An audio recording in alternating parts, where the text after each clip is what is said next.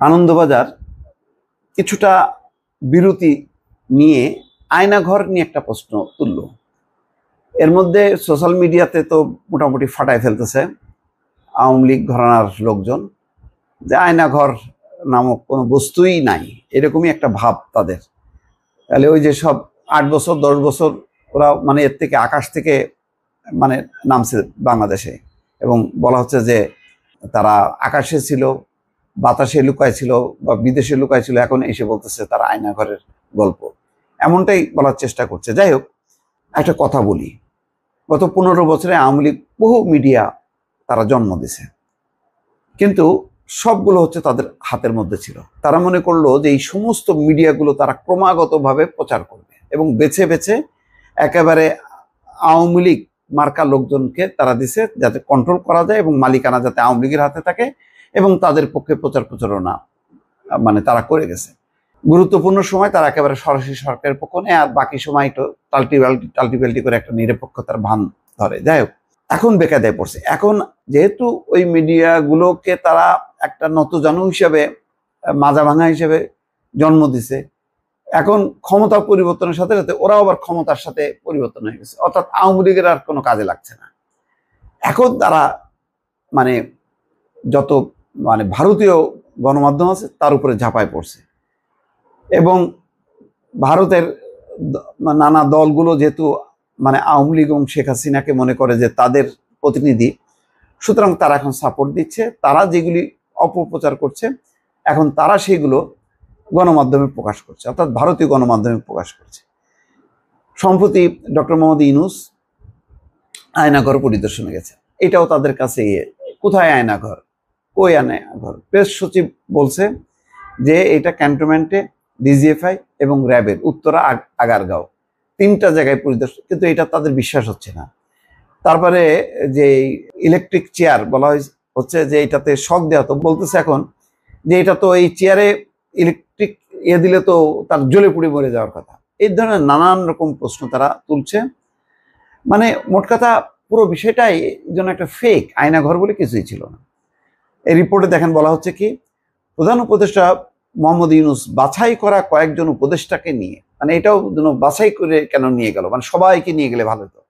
যাই হোক, বাছাই করা কয়েকজন উপদেষ্টাকে নিয়ে আইন শৃঙ্খলা বাহিনীর 3টি হাজত পরিদর্শন করার পরেও আয়নাঘর কোথায় সেই প্রশ্নের জবাব মিলল না। তাহলে প্রেস সেক্রেটারি কি বললো? সে তো সুনির্দিষ্টভাবে বললো কোথায় কোথায় ডিজিএফআই এবং হচ্ছে র্যাবের অধীনে তাদের যে সেলগুলো সেইগুলি ছিল আয়নাঘর। ইউনূসের এই কর্মসূচিকে আয়নাঘর পরিদর্শন বলা হলেও কোথায় সেই বহুল আলোচিত বিশেষ কারাগার তাই স্পষ্ট কোনো জবাব মিলল না। ইউনূসের প্রেস সচিব শফিকুল আলম জানিয়েছেন র্যাব ও ডিজিএফআই এর হাজতগুলোই আয়নাঘর। তার কথায় শুধু রাজধানী নয়, সারা দেশে 700-800 আয়নাঘর রয়েছে। শেখ হাসিনার প্রশাসনের বিরুদ্ধে অভিযোগ, বিরোধীদের নির্বিচারে বন্দিশালায় তুলে নিয়ে গিয়ে নির্যাতন করেছে গোয়েন্দা পুলিশ, র্যাব এবং ডিজিএফআই। বিএনপির অভিযোগ তাদের কয়েক হাজার নেতাকর্মীকে গোয়েন্দা পুলিশ তুলে নিয়ে যাওয়ার পর তারা আর ফিরে আসেনি। এদের পরিবারদের নিয়ে আন্দোলনের চেষ্টাও করেছিল হাসিনা আমলের বিরোধী দলটি। আহা, একটা সেই হারিয়ে যাওয়া কি বলে মায়ের ডাক নামে একটা সংগঠন করলো, হ্যাঁ, এটাকেও তারা কটাক্ষ করতেছে। 2012 এপ্রিলে সিলেটের বিএনপির এমপি ইলিয়াস আলী এবং তার গাড়ি চালককে গোয়েন্দা পুলিশ পরিচয় দিয়ে তুলে নিয়ে যাওয়া হয়। আজও তাদের খোঁজ নেই। ইলিয়াস ছিলেন বিএনপির সাংগঠনিক সম্পাদক। 2015 মার্চে উত্তরার বাসা থেকে আইন শৃঙ্খলা বাহিনী বিএনপির স্থায়ী কমিটির সদস্য সালাউদ্দিন আহমেদকে তুলে নিয়ে যায়। তার 61 দিন পরে ভারতের মেঘালয়ে সড়কের ধারে তাকে অচেতন অবস্থায় পাওয়া যায়। প্রায় 10 বছর শিলংয়ে কাটিয়ে মামলায় খালাস পেয়ে দেশে ফিরে ফের দলের কাজ শুরু করেছেন সালাউদ্দিন।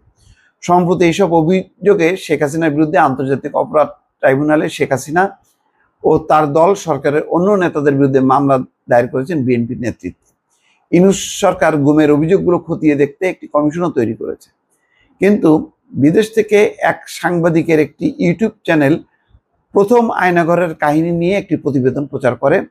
পরে যা প্রচার করে আল জাজিরা টেলিভিশন। পরিচয় গোপন করা কয়েকজন জানান তাদের মতো বিভিন্ন জন আটক করার পর বিশেষ বন্দিশালায় নিয়ে আটকে রাখে ডিজিএফআই।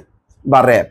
ঢাকার প্রাণকেন্দ্রে এই বহুতল বন্দিশালাটি অবস্থিত, যার নাম আয়নাঘর। এখানে মধ্যযুগীয় বর্বরতায় বন্দীদের নির্যাতন করার জন্য বিভিন্ন যন্ত্র ব্যবহার করা হয়। খুপড়ির মতো কুঠুরিতে পাখির মতো ভরে রাখা হয় আটকদের। কেউ কেউ নির্যাতন সহ্য করতে না পেরে মারাও যান। কাউকে বা দুনিয়া থেকে চিরতরে সরিয়ে দেওয়া হয়। কম্পিউটারে গ্রাফিক চিত্রও তৈরি করা হয় সেই আয়নাঘরে। সব মিলিয়ে গত 5 বছর ধরেই আয়নাঘর নিয়ে প্রবল কৌতূহল তৈরি হয়েছিল। এরপর 5ই আগস্ট অভ্যুত্থানে শেখ হাসিনা দেশ ছাড়ায়, আবার তারা বারবার দেশ ছাড়া বলে, পালিয়ে যাওয়া বলে না। অনেকেই ভেবেছিল এবার আয়নাঘর রহস্য উন্মোচন হবে। ইউনূস অন্তর্বর্তী সরকারের স্বরাষ্ট্র উপদেষ্টা জাহাঙ্গীর আলম চৌধুরীকে প্রায় রোজই শুনতে হয়েছে আয়নাঘর কোথায়।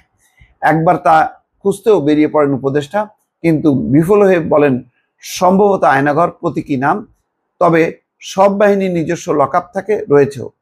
ইউনূসের প্রেস সচিব প্রতিশ্রুতি দেন সংবাদ মাধ্যমের প্রতিনিধিদের নিয়ে আয়নাঘর পরিদর্শনের ব্যবস্থা করবেন। এরপর হঠাৎ 6 মাস পর ইউনূস জানালেন তিনি আয়নাঘর পরিদর্শনে যাবেন, করেও এলেন, কিন্তু ঢাকার সাংবাদিকদেরকে ডাকা হলো না। এটাও একটা প্রশ্নবিদ্ধ করার চেষ্টা করছে, কেন ঢাকার সাংবাদিকদের ডাকা হলো না।